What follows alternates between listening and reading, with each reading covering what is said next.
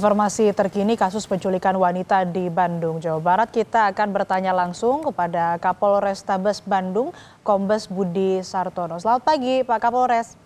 Selamat pagi, Mbak. Kemarin korban sudah dipulangkan ke rumahnya malam hari. Lalu saat ini sudah diketahuikah siapa pelaku penculikan dan boleh diceritakan, Pak, bagaimana kronologinya?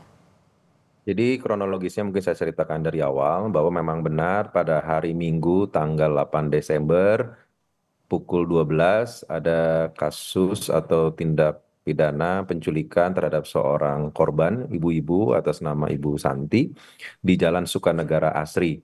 Jadi pada saat itu korban pulang dari arisan dari keterangan saksi-saksi, kemudian di depan rumahnya pada saat hendak memasuki rumah yang bersangkutan ada laki-laki yang memaksa memasuk mobil Xenia dan langsung kabur dengan menodongkan senjata, diduga senjata.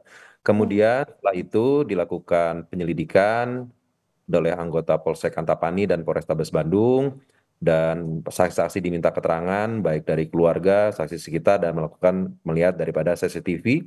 Dan pada pukul 8 malam ternyata korban kembali ke rumahnya diantar oleh tukang ojek pangkalan atas nama RS ke rumahnya. Kemudian setelah itu kami melakukan pemeriksaan kepada pihak korban, tetapi karena korban masih shock dan terguncang sehingga kami belum bisa meminta keterangan secara maksimal, tetapi telah didampingi oleh unit PPA kami dari Polwan untuk bisa menggali keterangan lebih dalam tentang bagaimana kejadian sebenarnya.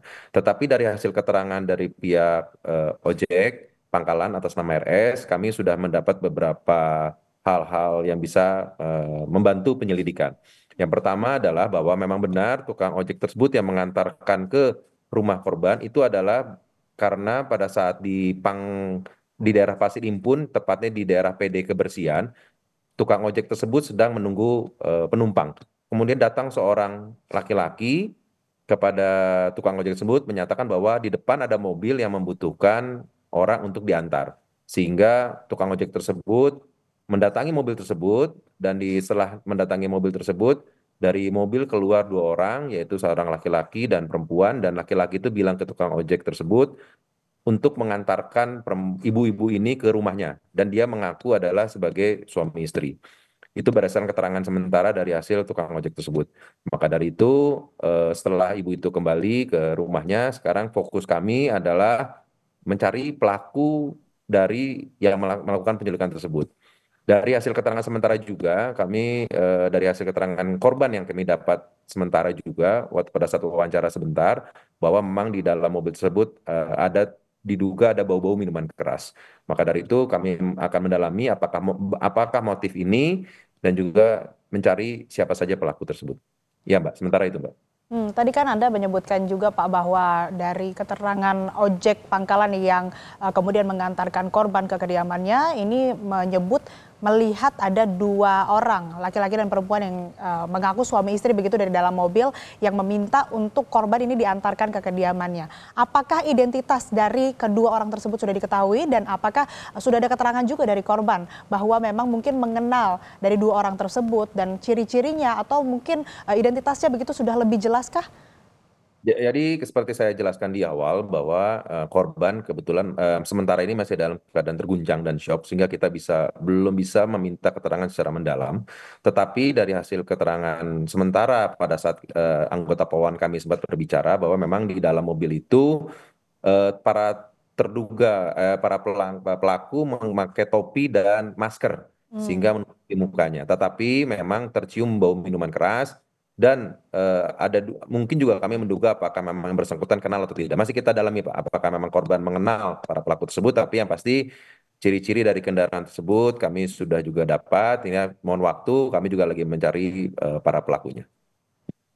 Oke, kondisi korban sampai saat ini kan masih dalam keadaan syok, masih terguncang begitu ya secara emosional, secara psikisnya juga. Tapi berdasarkan pemeriksaan ataupun juga permintaan keterangan awal, Pak, apakah ada barang berharga korban yang hilang atau mungkin korban mengaku diperas begitu?